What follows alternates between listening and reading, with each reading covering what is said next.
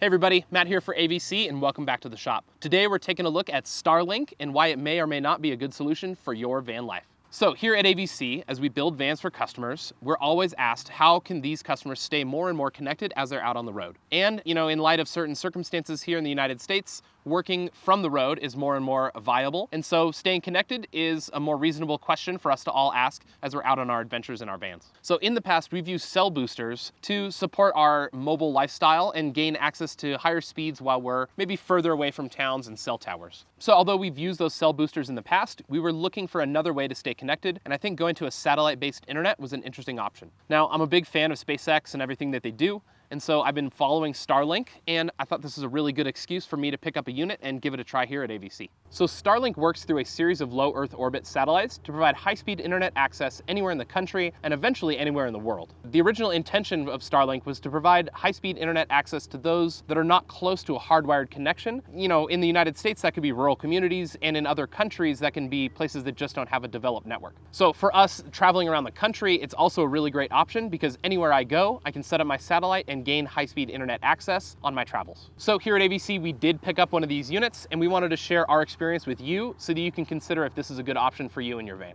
So at the time of recording this video, SpaceX offers 3 different versions of their Starlink platform.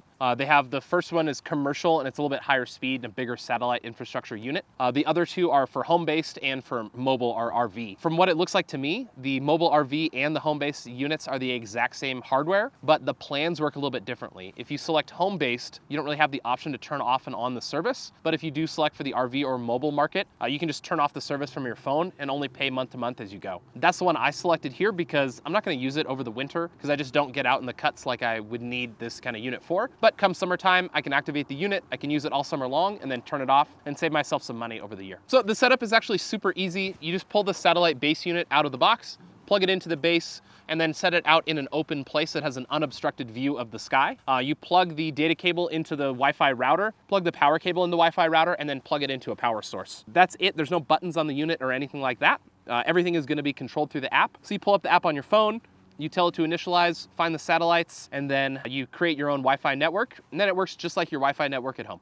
As with any new tech, I definitely recommend setting it up at home where you have another internet source just in case there's a problem with getting the app to your phone or it needs an update or something like that. So go ahead, test it out at home before you hit the road and you depend on this unit. So recently I took a trip with my family to South Dakota in the Black Hills, and I thought this would be a really great opportunity to test out the Starlink in a real world application. So we set it up at the campsite and we let it just hang out for a few days. The campsite actually had a power source, so we didn't have to worry about battery management or what kind of power consumption we were using, which was actually really nice. We could just test the product in its purest form without worrying about how much power it's consuming. It did really well. It was getting me about a very consistent 30 megabits per second, which is more than enough for us all to stream some media, check email, internet, do whatever we needed to do when we didn't have cell network access. So we just set the unit up out here at the shop and I'm pulling it down about 120 megabits, so a lot faster. And I am noticing that we're in a big blue sky right now here in Colorado. When I was up in South Dakota, we did have some decent cloud cover, and I think that's gonna limit the amount of bandwidth that we're getting through the unit. I'd be curious to test this thing out in a snowstorm to see if we get any kind of internet. I've definitely checked other people using it, and they say that it's kind of temperamental, depends what satellites are above you, but all in all, it's a pretty good solution for mobile internet access. So Starlink is constantly adding more satellites to the network, so we're gonna see better speeds and better access everywhere in the world as time goes on. All right, so we do have the unit plugged into our Goal Zero right now, so we can see the power consumption as it's streaming data.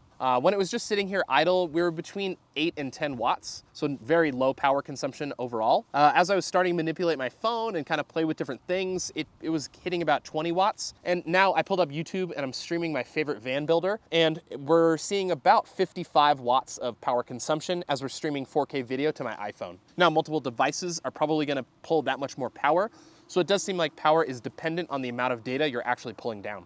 I have heard reports that uploading data up to the internet is actually super high power consumption, and right now I don't have a way to test that, but that is something we're definitely gonna look into in the future. Now, one of the big differences in the hardware from the Starlink unit and a cell booster is that you actually have to get the Starlink out of the box and set it up every time you want to use it. Now, you can set up the Wi-Fi router inside your van and that could be hard mounted, but the actual satellite unit itself is going to have to be put out and set up in the open space every time you want to capture internet.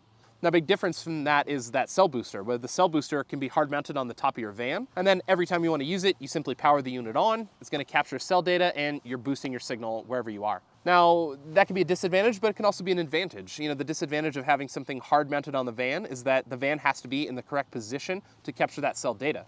Whereas a Starlink unit, I can set that out in an open clearing, but my van can be nestled in the trees in the shade, and then I get the best of both worlds. Now, right now, they do not have a unit that is designed to be hard mounted to the roof of our vehicle, and I suspect that eventually they will have something like that.